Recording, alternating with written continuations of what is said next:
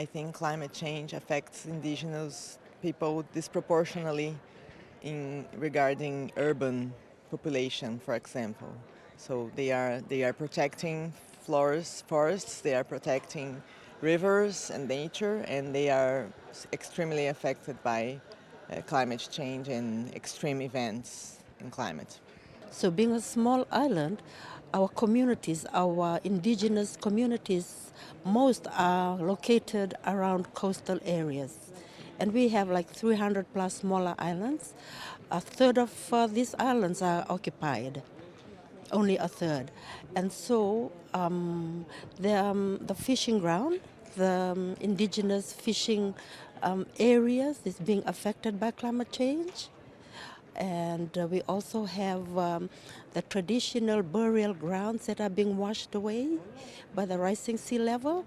So what we are having in Fiji right now is relocation of some of our villages. They have been relocated away from along the coast to upper land.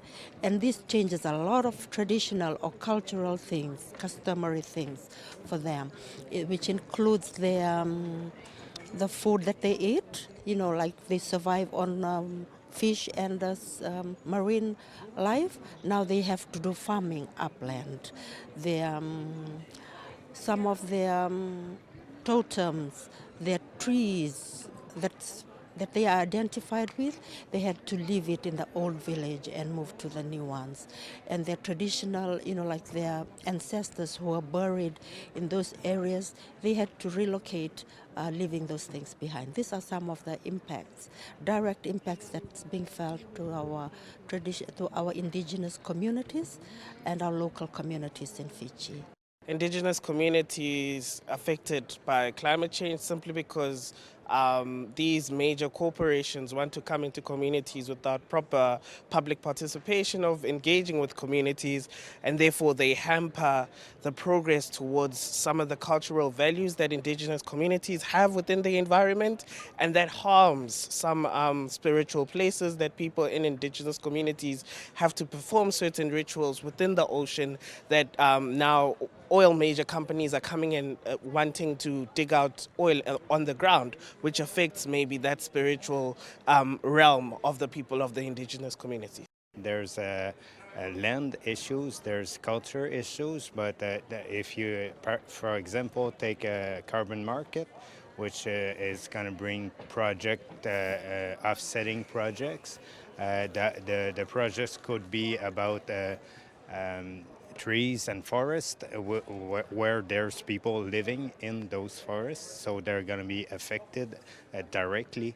So every decision we take here, every decision taken by the countries will affect people, indigenous people everywhere in the world when it touches the land or the culture.